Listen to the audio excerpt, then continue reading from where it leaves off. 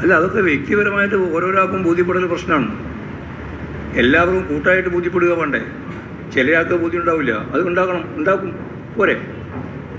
അങ്ങനെ ബോധ്യപ്പെടാത്തവരെ ബോധ്യപ്പെടുത്തിയല്ലേ വേണ്ടേ? അത് ഞങ്ങൾ ചെയ്യും. അത് നിങ്ങൾ വല്ലാതെ വിഷമിക്കണ്ട, ഞങ്ങൾ തന്നെ സംഘടനാപരമായിട്ട് ചെയ്തോളൂ ആ കാര്യമല്ലോ.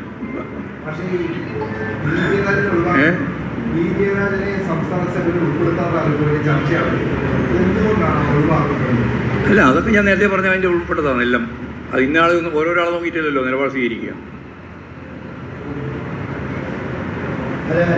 കണ്ണൂരിൽ നിന്നുള്ളൊരു പ്രധാനപ്പെട്ട നേതാവ്, അദ്ദേഹം RSSന്റെ ആക്രമണത്തിന് ഇരയായ ഒരാൾ. അപ്പൊ അത്തരത്തിലുള്ള എല്ലാവിധ പാർട്ടികളിലുള്ള സഹനങ്ങളുള്ള ഒരാളെ എന്ത് കാരണം പറഞ്ഞാൽ ഒഴിവാക്കുന്നതെന്നുള്ളൊരു ബോധ്യം വേണ്ട. അതെല്ലാം ബോധ്യമുണ്ട്, ജനങ്ങൾക്ക് കൃത്യമായ ബോധ്യം ഉണ്ടാവും, പാർട്ടിക്കും ബോധ്യമുണ്ട്, ഓരോന്നിനെ പറ്റിയും ബോധ്യമുണ്ട്. ഇനി അഥവാ ആർക്കെങ്കിലും ബോധ്യമാവുന്നില്ലെങ്കിൽ അവരെ ബോധ്യപ്പെടുത്തുക എന്നുള്ളത് പാർട്ടിൻ്റെ ചുമതലയാണ്. അത് പാർട്ടി നിർവഹിച്ചോളാം, അത് നിർവഹിക്കും, അതിന് സംശയമൊന്നും വേണ്ട.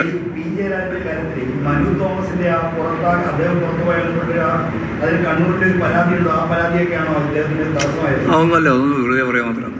നിങ്ങൾ ഓരോ പുതിയ കണ്ടുപിടുത്തം നടത്തുകയാണ്.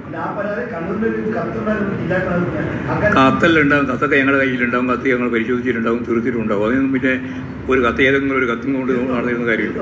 എല്ലാം തീർക്കുന്നു, ഒരു തീർക്കാനൊന്നും ബാക്കിയില്ല. ഇത് ഞാൻ പറഞ്ഞിട്ടില്ല അങ്ങനെ, ഞാൻ അങ്ങനെ പറഞ്ഞിട്ടില്ല. നിങ്ങൾക്ക് അങ്ങനെ പറയണമെന്നുണ്ടെങ്കിൽ പറയാം. നിങ്ങൾ അങ്ങനെ പറയുന്നതുകൊണ്ട് എനിക്ക് യാതൊരു പ്രയാസമില്ല. ഞാൻ പറഞ്ഞു എന്ന് പറഞ്ഞിട്ട് പറയണ്ട. ഇനി അഥവാ ഇനി അങ്ങനെ പറഞ്ഞാലും പ്രശ്നമില്ല. കാരണം നിങ്ങളൊക്കെ എന്തൊക്കെയാണ് പറഞ്ഞുകൊണ്ടിരിക്കുന്നത്? സംസ്ഥാന സെക്രട്ടറി MV ഗോവിന്ദനാണ് മാധ്യമങ്ങളോട് സംസാരിച്ചുകൊണ്ടിരുന്നത്. ഈ സമിതിയുമൊക്കെ ബന്ധപ്പെട്ട ആളുകളുടെ തെരഞ്ഞെടുപ്പിനെ കുറിച്ച് അതൊക്കെ ബോധ്യപ്പെടുത്താൻ പാർട്ടിക്ക് അറിയാം.